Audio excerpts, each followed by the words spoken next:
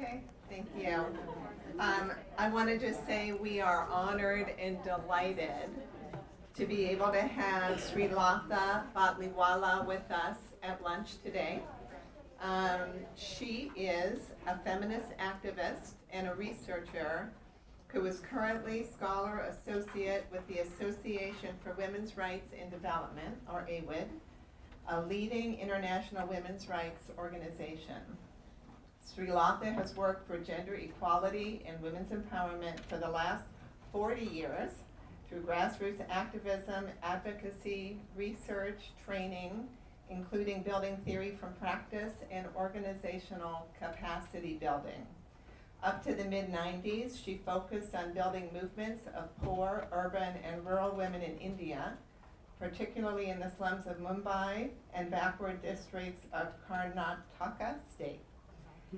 She then moved on to work in several premier international institutions, and I know she met Alison Bernstein at the Ford Foundation, where she was a civil society program officer, and also a civil society research fellow at the Hauser Center for Nonprofit Organizations at Harvard University.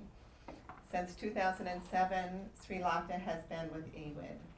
She has written extensively on development, civil society and women's issues, and her writing on women's empowerment, transnational civil society, women's movements, feminist leadership, and monitoring and evaluation of women's rights are widely cited and highly influential. You weren't here this morning, but a number of people talked about the report of yours that we have multiple copies of here as being especially helpful and influential in the work that we are trying to do, hammering out what is feminist leadership studies.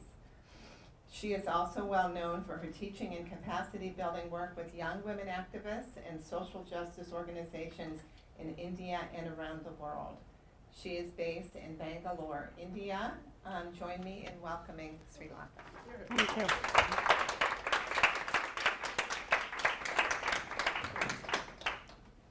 Thank you very much.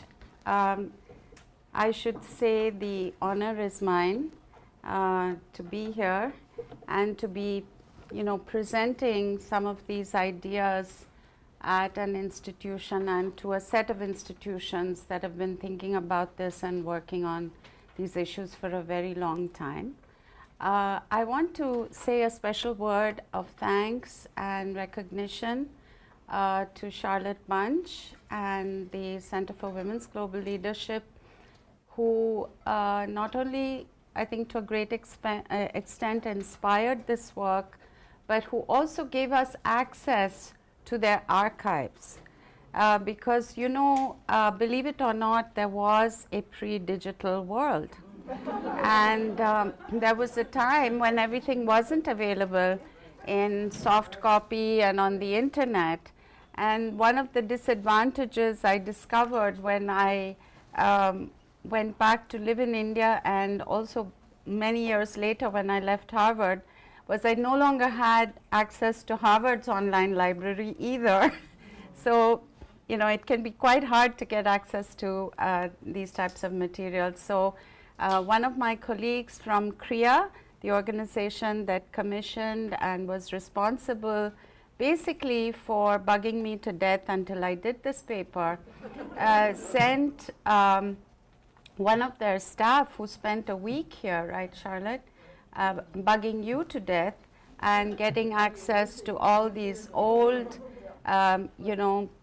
copies of the leadership institutes, the conversations with key women leaders, etc. So I want to make a special note of recognition and thanks to you and to the Center for that support for this paper.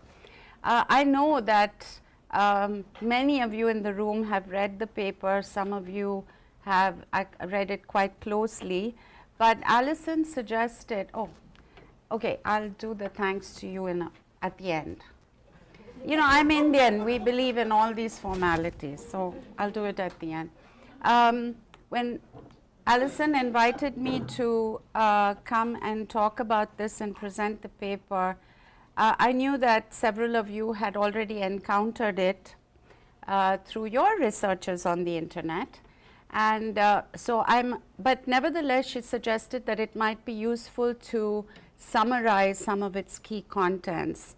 So how I've organized it is, I've got the first part that kind of just goes over the key things that the concept paper covers. But the second part is actually a glimpse into a toolkit that we've created and in fact completed last year, at the end of last year, and that I hope Kriya will soon have on its website in the next couple of months, to actually help organizations, especially organizations on the ground, to operationalize some of the concepts in the toolkit. So if our organization really wants to build a transformative model of feminist leadership, what should we do? And it's a standalone toolkit designed for groups that may not have access to an expert facilitator or an organizational development consultant or something. So it's designed to hopefully work in contexts like that. Though we do have a facilitator's guide in the toolkit, and we do say that that would be the ideal. Okay, so I'm going to start with a quote. You may not necessarily like the guy I'm quoting, but I think the quote is quite an interesting one. And it's about how to change a paradigm. And it was Buckminster Fuller. And he said, in order to change an existing paradigm, you don't struggle to try and change the problematic one, but you try to create a new model and make the old one obsolete. And I thought that was a very apt way to begin, because I think what we've tried to do in this paper, and that what all of you are struggling with, is how do we actually make the old models of leadership obsolete and create a whole new paradigm of what leadership should be, particularly feminist leadership. This is the framework that I've used in the paper, though when I teach this, I actually emphasize this a lot more, because for me, it's actually a much larger conceptual tool. So I'm going to share it, which is, what do you do when you try to deconstruct and make sense of an abstract idea like leadership? How do you go about it? How do you kind of take it apart to make it clearer? So these are the questions that I developed when I was at Harvard to try to understand this other wonderfully woolly notion called civil society. And then I found that these questions really work well for a lot of these abstract notions. So you start with, what is it? You try your damnedest to define it as clearly as you can. You try to locate it. You say, where is it? Where does this phenomenon occur? And the location is not just geographic, but social, political, institutional, or sectoral, in order to sort of locate the idea. And then you try to define or put down some boundaries. Because if you don't do that with abstract notions, they really become like behemoths, and then you really can't grasp them. And these boundaries, again, they can be spatial. You can say, okay, I want to look at civil society in Rwanda, for example, or women's empowerment in Rwanda, or it could be demographic. I want to look at this among young women, or it could be conceptual. The fourth question I ask is, how does this thing work? So what is the dynamic? What are the power relations? Who are the key actors, etc.? And the fifth question I ask is, what does it look like when it's at work? So trying to describe the key features or characteristics of that phenomenon. So this is how I've kind of structured the paper as well. I've tried to answer these 5 questions. So as you know, I started with the leadership definitions, what the men have said. I'm not going to go through these definitions because I want to leave plenty of time for discussion. But this is one that I particularly like, because Lao Tse, even though he was, let's say, a fairly strong upholder of patriarchy and the military state, he also, I think, foreshadowed some of the concepts or the values that we are trying to promote through feminist leadership development, particularly the idea that actually the best leaders are not necessarily the people that one is aware are leading, that there's a kind of ultimate utopian concept of leadership where you work in such a way that people barely know that you're doing it. Not just as an individual, but even as a movement or as a process. And then there are all these lovely ones from the guys. Truman's is, for me, as an archetypal, masculinized definition, to make people do what they don't want to do and like it.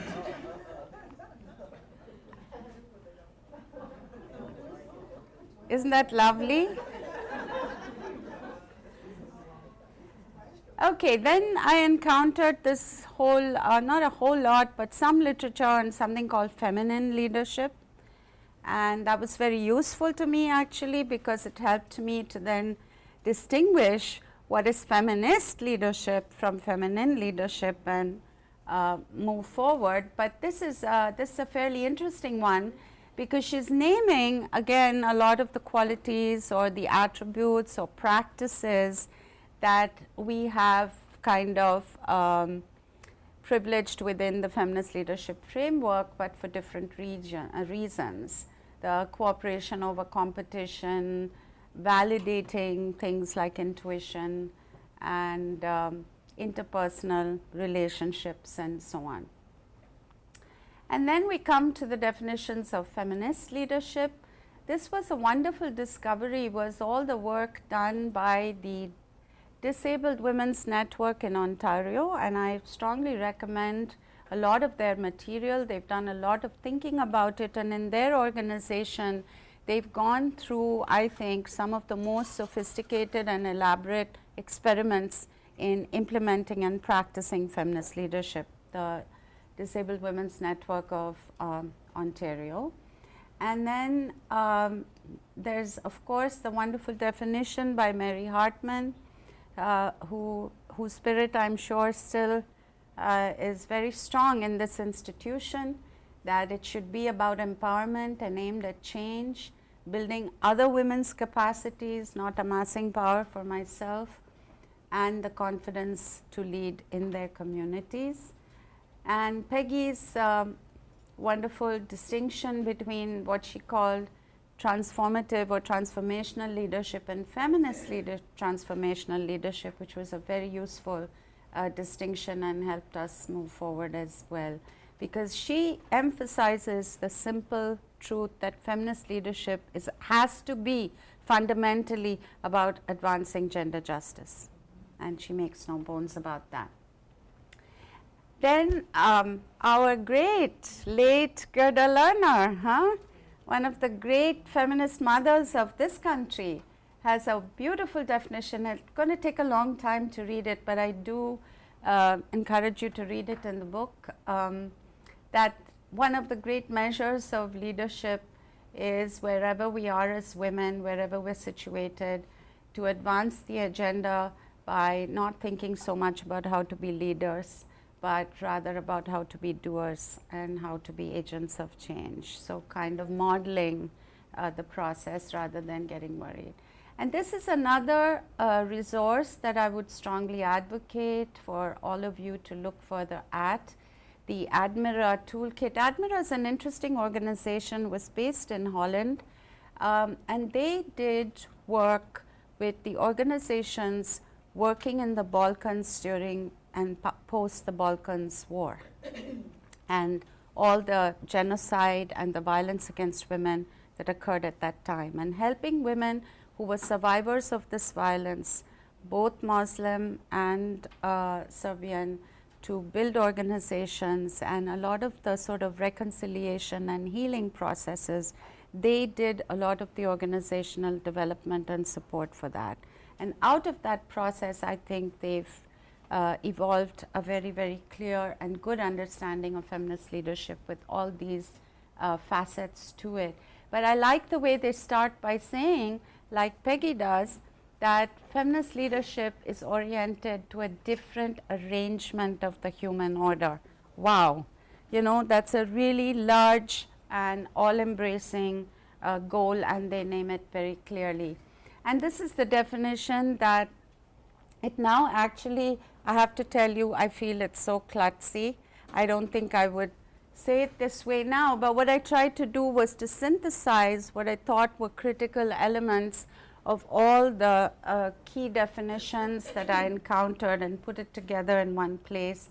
But you know, it's just a start, and I think we can keep working with it. And go back and read it. oh, come on, it's so wordy and so full of our jargon. I'm on a thing right now where I want to create a list of words that I'm not allowed to use and see if I can still say anything and speak to anybody with any meaning and impact without using those words. Women with a feminist perspective and vision of social justice, individually and collectively transforming themselves to use their power, resources, and skills in non-oppressive, inclusive structures to mobilize others, especially other women, around a shared agenda of social, cultural, economic, and political transformation for equality and the realization of human rights for all. That sounds like a UN document, but my dad used to have a Snoopy cartoon on his bulletin board in his office that said, if you can't dazzle them with your brilliance, baffle them with your bullshit.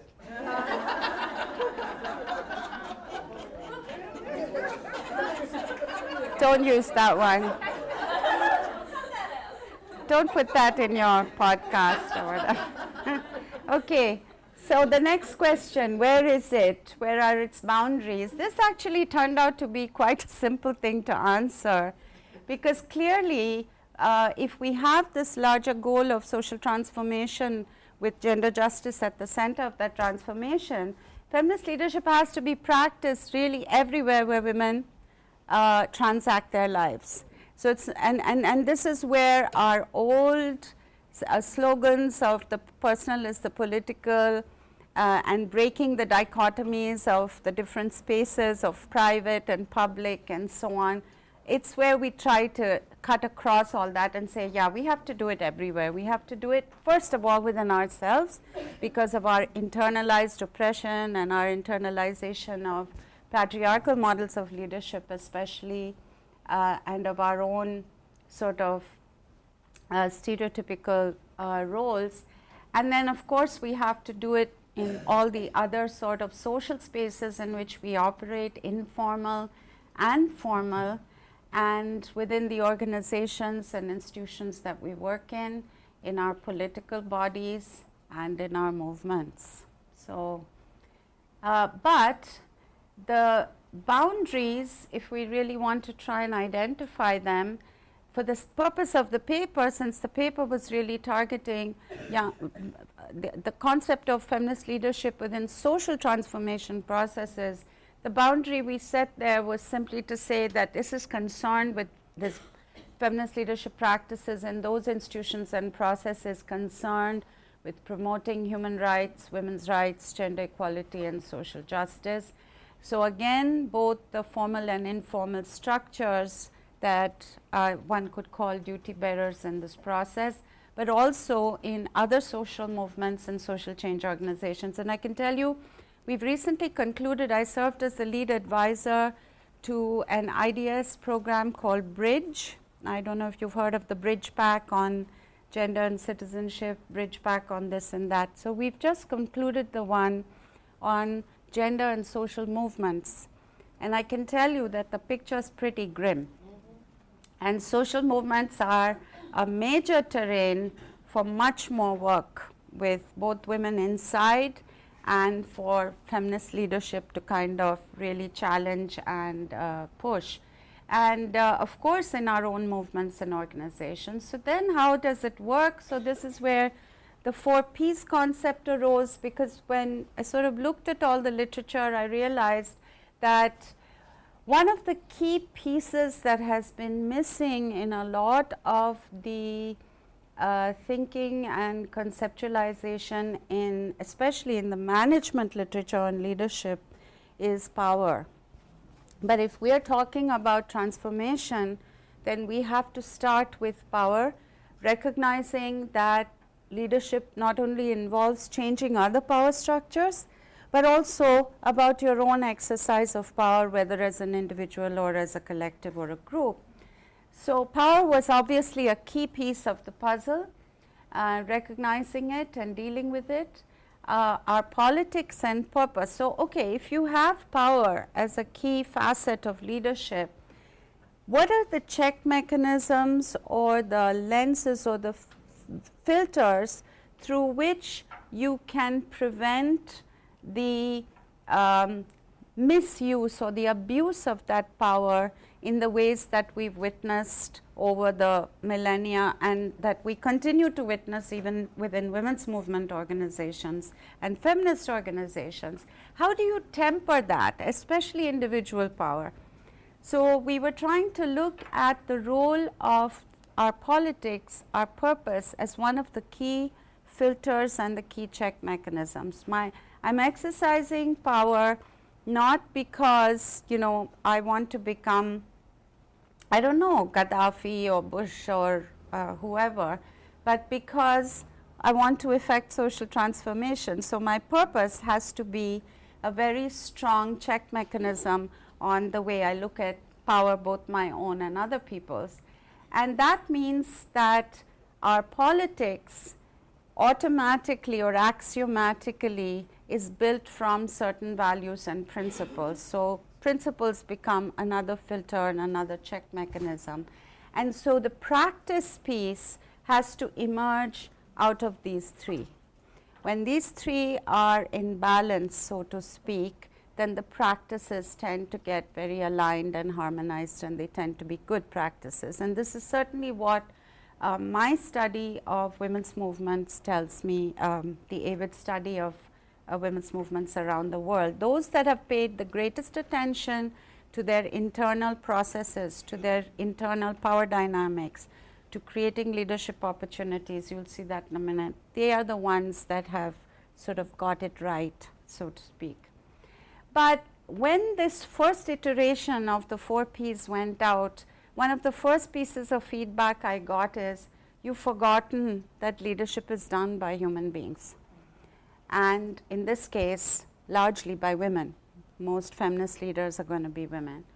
And they bring with them this whole set of baggage, which has to do with their past experiences, their socialization, the context in which they've lived, what they've survived, etc. So you have to bring in that dimension, that these 4 Ps are in a sense mediated through the individual self. So I may embrace those politics and speak about them very loftily about my values, but my practices are often determined by my experience, especially my experience with power. And so we realize that we have to put the self as a very key element. So you'll see in the toolkit that one entire module is devoted to working on the self and understanding the self. So moving on, we tried to then unpack what is leadership as power and power dynamics in organizations, and there's a whole section. You'll see a section that when I teach I call all about power, everything you were afraid to know but is true. So visible and direct power, hidden power, invisible power, and of course this wonderful concept of power under that Stephen Weinman theorized from his work with survivors of genocide, trauma, and deep violence, the power of the victim and the power of subversion. And finally, that whole concept of the deep structure of organizations, and that one of the problems has been, I think, especially in feminist organizations, our failure to pay attention to deep structures. especially because in the early years we tried to create those flat non-hierarchical structures, and what they ended up doing was creating deep structures where a lot of power dynamics got hidden, submerged, and got practiced in fairly destructive ways. So for instance, when you're looking at curriculum, etc., I think a lot of very interesting work in organizational behavior theory on deep structure, and it's really worth looking into that stuff. So I'm going to stop here for a moment, take us off to a different plane, just to explain the kind of understanding of power and how power structures emerge that is implicit in this whole concept, and that I use as a way of, please understand, I've tried to structure this so that it's more useful to you as teaching institutions. The way I teach an understanding of how power structures emerge. So this is one of the models that I use. Of course, Marx's classical land, labor, capital, but through a feminist lens. So it's not just about material resources, but it's not just about labor, but it's about the control of women's bodies and sexuality and sexual autonomy and so on. So the control of human resources. Increasingly in today's world, the power of knowledge, information, the information society, access to that information society has become a huge source of power, and then what Naila Kabir calls intangible resources. So basically what I do is say how, okay, it's kind of differential access and control over these different kinds of resources that gives rise to a particular kind of gender or and social power structure. But in order to stay in place and survive, that power structure creates three very important pillars to prop it up and survive and sustain itself. And the most critical pillar is actually ideology. Okay, the ideologies of patriarchy, of race, of caste, of all kinds of which are basically sort of conceptualized justifications for inequality, most of these ideologies. But it could also be neoliberal ideology, for instance. From the ideology, certain social rules and norms are framed, which become normalized, and then there are these key institutions like the family or the clan or the caste group or the education system, the market, etc., in which these rules and the ideology are embedded, and they kind of reproduce it and make sure it survives. And then I talk about how, in fact, the use of violence, and more importantly, the threat of violence, is the last weapon. It's not the first. So if you apply this model in any kind of social setting, you'll see. Often what happens is that violence is so visible and so traumatic and frightening that we tend to see violence as one of the first measures that systems of power use to keep themselves in place. But actually, in most contexts, it's the last resort or the final instrument, because these three are working so well and the resource control is working so well. So you have, I don't know what the latest statistic is, but half the young African American male population sitting in jails, So, and the justification for that is their use of violence of some kind or the other. But if you look at it, it's the way the ideology, the social rules, and the institutions are working together to keep control over an entire mass of people, in order not to address the bases that gave rise to the inequality, that gives rise to the anger, etc. Anyway, this is simple stuff for you guys, but I just wanted to share that model. I also wanted to share the gendered work framework, because I think it's a really useful one, and my friends last night at dinner encouraged me to share it. So I hope it's not a waste of time. And this framework, it's based on Ken Wilber's integral framework, which some of you may be familiar with. So they've adapted it and done a sort of feminist rendition where you have these two axes, individual to systemic and informal to formal, and this is what falls into the various quadrants. But this is really a way when groups are interrogating the politics piece of the feminist leadership puzzle to get an understanding of where is it that we're intervening, where are our strategies going. And I wanted to place a proposition before you, or a postulate that I think in our leadership curricula, particularly in the sort of development sector, most of the leadership development programs have focused on leadership for the right quadrants, increasing women's access to resources, do better microcredit, how to manage your organization really well, how to change laws and policies and budgets and that kind of thing. And there's very little training these days for the consciousness raising work, the organizing and mobilizing work, and for empowering women to really challenge the cultural and social norm structures that are the most deeply oppressive and also deeply resilient. We also use this as an evaluation framework when we look at different kinds of programs, women's development programs, women's empowerment programs, and donor interventions. I'm just going to run past these. What is leadership as politics and purpose? What is it as principles and values? I think this is all in the book and I don't want to waste time on it.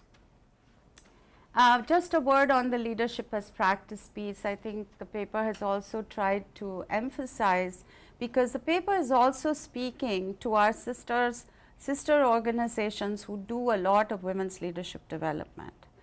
That are you perhaps focusing too much on skilling people up for the practice piece, but not really giving them tools to interrogate their personal exercise of power, what they're carrying within them that's interfering with good practices. But so there's too much of a focus on practice and very little on the politics and the power and the values piece. So what does it look like? Now this, I love this part.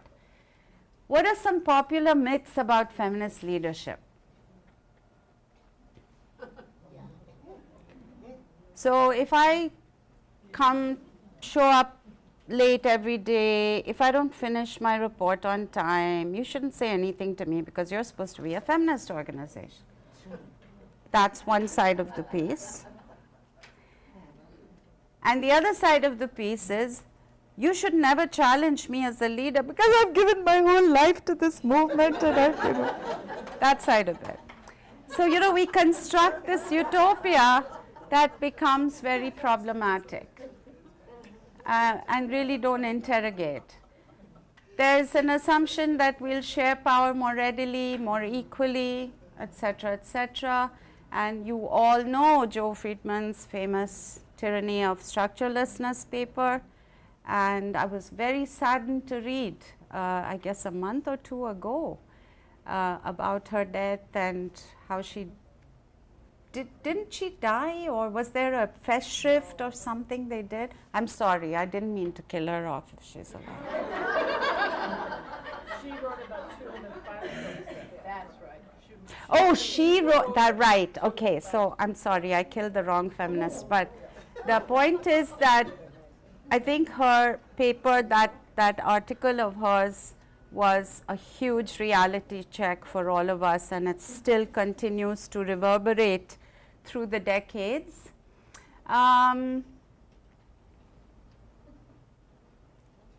So we have this superwoman saint kind of binary, and we just get really trapped. So some of the aspirations or ideals that I keep hearing are these.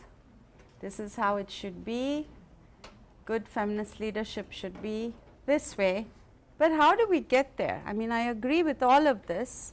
I certainly aspire to be a leader like this. But I'm not sure I was successful, and frankly didn't have much of a support system to help me look into it. But so the challenges really are that our conditioning in the use of power and our experiences of power occurs long before we necessarily become feminist or attain that consciousness or embrace that politics. We have very few positive living models. You know, the women used to keep telling me, हमको एक जिंदा मिसाल बताओ, show us a living example, then we'll believe you. You know, we've not seen this anywhere, what you're talking about. So show us a living example, and we can do that. So that's a huge issue. And then we have the whole question of how all the structures, all the institutions we're surrounding by, and the media, etc., are, especially at a subliminal level, I think, reinforcing certain images, for example, of what a leader is. And so getting away from that model, you know, the individual hero against all odds, or heroine, as the case may be. So I think we really have a hard time getting away from those. We embrace the theory, but we have to deal with our history. We're often trapped in the use of power under and don't recognize it. And we really aren't very conscious of our psychic states and how they intervene in our practice of power and in about the deep structure of our organization. So this is how one of the exercises I do with at the Kriya Feminist Leadership and Movement Building Institutes is we do a mapping exercise of the deep structure of the organizations they come from. This is always the most popular session. It gets the highest evaluation in the evaluation of the course, because this is where they dig into the dirt. You know, what's going on in the organization, how there are all these informal sites of power, cliques, people who have the director's ear, you know, who influence decision making, and a lot of stuff around the use of power under, you know, rumor, gossip, slander, informal policing, dress codes, very, very subtle ways of marginalizing and stigmatizing people of other sexual orientations, people who are not straight, or who are Dalit or whatever. So I basically try to look at and get people to understand why deep structures matter, why all these sites of power have to be dealt with, and also share with them some of the insights and breakthroughs that some of the stronger women's organizations and movements have made in dealing with a lot of this stuff. And these are some of the strategies that they use, which are really interesting. A lot of emphasis, especially, for instance, in the Indigenous Women's Movement, in the Domestic Workers Alliance, for example, on ensuring that within a 3-year period, every single member of the alliance can go to a leadership workshop, so that you're not concentrating even the capacity and the skilling for leadership or the confidence. Okay, so here's the toolkit, and then I'll try to close. Oh dear, I'm running very late, am I? Is somebody timekeeping for me? Okay, because I want to be. So I wanted to start with this wonderful set of quotes. In fact, this entire paper is fabulous and really worth reading. It's called Leverage Points, Places to Intervene in a System, by Donella Meadows. Donella Meadows is one of these great systems theorists, actually. She was one of the people who really developed systems thinking. So she says that folks who do systems analysis have a great belief in leverage points. These are places within a complex system where a small shift in one thing, give a woman a loan, send a girl to school, can produce big changes in everything. This idea is not unique to systems. It's embedded in legend. The silver bullet, the trim tab, the miracle cure, the secret passage, the magic password, the single hero or villain who turned the tide of history. the nearly effortless way to cut through or leap over huge obstacles. We not only want to believe that there are leverage points, we want to know where they are and how to get our hands on them, because leverage points are points of power.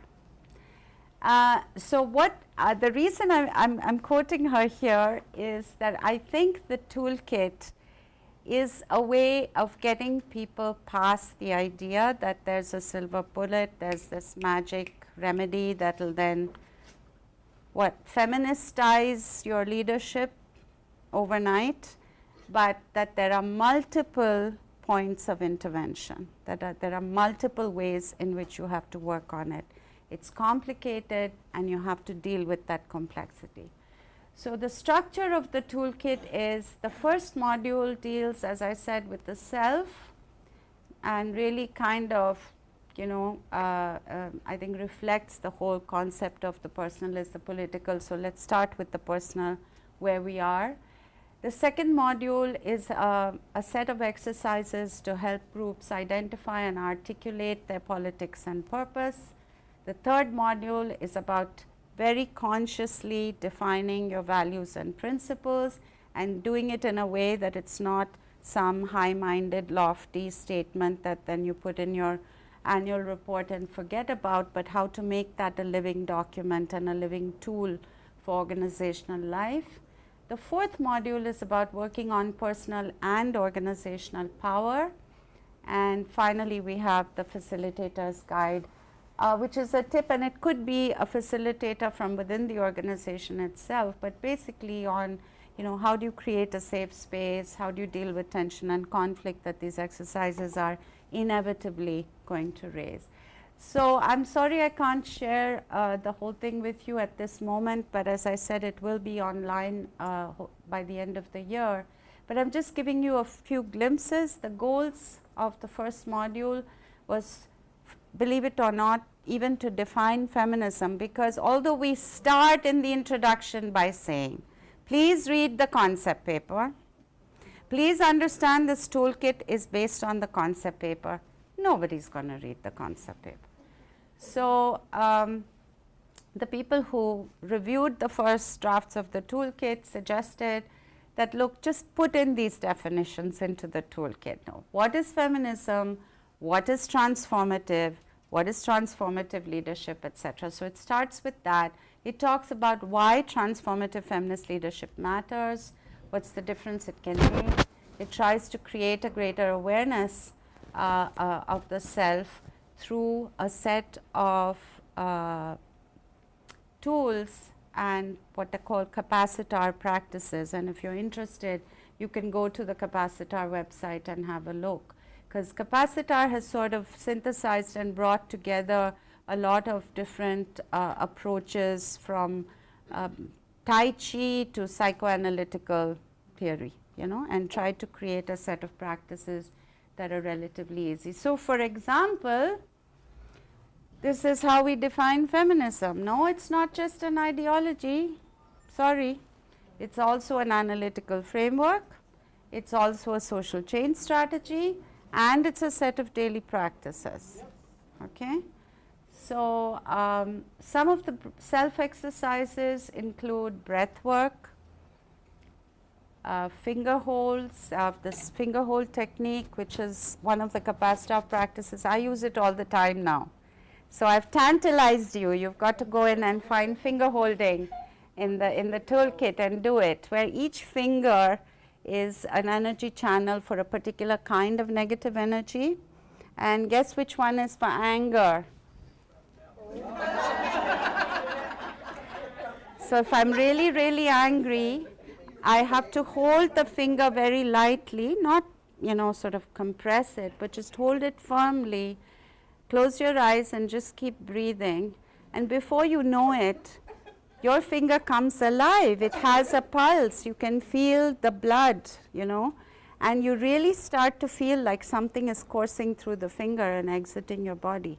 So there's some very powerful techniques there. This emotional freedom technique, Tai Chi.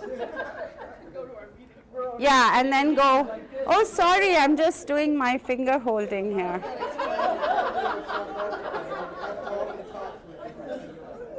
When I was doing this workshop with a group of, there's a sex workers alliance that I do a lot of work with in my state, in Karnataka.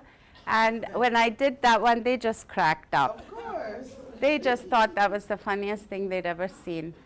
Exercises for building inner power and self-awareness, including the transactional analysis framework, the I'm okay, you're okay, and a very interesting writing tool to help with self-reflection and releasing negativity and whatever. The second module really explains why politics and purpose matters. And again, it's not some kind of formal thing of saying, you know, we believe in a world of da da da da da, but it's about how do we make it as a very live vision of the change we seek and our purpose in the world, and how do we then structure our ways of working and dealing with each other to reflect that politics. And this goes to the point that the women were always saying to me, where is the living example? So it's that module tries to emphasize that transformative feminist leadership is also about creating microcosms where people can actually experience an alternative, can actually feel what an alternative set of relationships might look like. So you really try to work on that, and how do you do that through using your politics and purpose. Oh, sorry. So it's to collectively clarify and frame the vision and mission of the organization. One of the places where the toolkit has been tested already, one of the organizational leaders walked out of the session saying, I'm not going to ask everybody to frame the vision of the organization. Why should they have a say in that? They're not going out and collecting funds. You know, so it starts to kind of break open stuff at a very early stage. And not that we have an answer for what to do, but building a sense of ownership over the vision and mission, and using the formal articulation of the politics and purpose as a touchstone or as an instrument for when we face challenges or lose our way. Like, should we take that grant from the Gates Foundation and stop working on consciousness raising and movement building and start doing health service delivery? Those are moments when your politics and purpose is a live resource to help you make those choices. And then the values and principles, similarly, to create that collective process, identify ways to implement and practice the values, and to make them very tangible in the policies and daily practices of the organization. Discover ways of translating values into practice to make the organization a place where people, love to work. So we have an exercise of envisioning the place where you'd love to work. What would that look like? And that's quite a fun exercise. And module 3 has various exercises, including this one that I just mentioned. Module 4 is my favorite. It's the one that is designed to help us understand our own individual and unique histories and relationships with power and that of others, to analyze how power operates in our organization, where is it located, its deep structures, and to create a plan for addressing especially the hidden and invisible power, and to bring the goal, interestingly, as one of the participants said, is to make the deep structure very shallow. So how do you create mechanisms to reduce the space for the deep structure to keep growing deeper and deeper? So how do you keep it shallow? It also offers a lot of definitions and exercises, and I'm sharing with you the one that's become hugely popular. It's called My Personal History with Power. And the exercise consists of, the step 1 is to try and remember the first time that you became aware of power between people. Could be between your parents or your siblings and yourself, or with your friends, and that some people have more power than others. reflect on whether what you witnessed was power over, the direct power, or indirect or hidden power, or invisible power, and try to recall what specifically made you aware of the power dynamic in that interaction. Then we say, now try to remember the first time you became of your own power, your own agency, and record what happened, where, etc., and what kind of power was it, and what specifically made you aware that you had power. So looking back, we give these questions for them to analyze these two sets of experiences. What was the result? What were the systemic or structural factors that you think might have contributed to that interaction? What was the result of the interpersonal side? What was the role of yourself in the way you responded? And so on, so that people are able to really go deeply and reflect on it. They just love this exercise. It's also turned out to be a very empowering one. It's quite cathartic, because I've had participants say at the end in their evaluation forms, like, I feel like I finally saw something within me that I haven't ever thought about, but that I realized was living inside me all these years. You know, because she and her mother and sister were thrown out. This was in the East Africa Institute when she was just a very small child. Anyway, so what we also try to do is to get them to reflect on this, on what is the general pattern that you find yourself in or the position that you find yourself in your social interactions. Do you usually feel subjected? Do you feel equivalent? Do you feel in control, or is there something else? And that also brings out a lot of interesting stuff. So that's it from me. Thank you so much. I did want to say my formal thanks to Alison for inviting me and giving me this opportunity to share this work with a group of people who are so interested in it. That is so great for me. Thank you so much.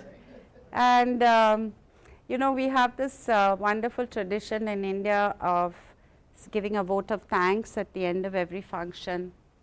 And in groups that I work with, their favorite thing is to ask me to do my vote of thanks in a South Indian accent, which is quite funny, but I won't do that now. But what I'll share with you is a hilarious true story of someone who said thank you to the Queen of England, Queen Elizabeth, when she was visiting India, and said, I want to thank you, Your Highness, from the bottom of my heart and from my wife's bottom also.